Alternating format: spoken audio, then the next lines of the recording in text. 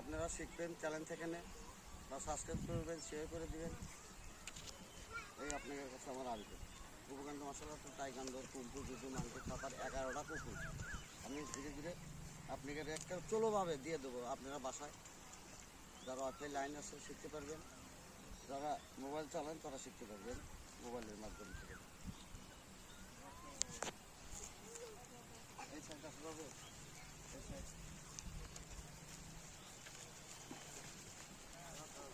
এদিকে যাও, হ্যাঁ দেন।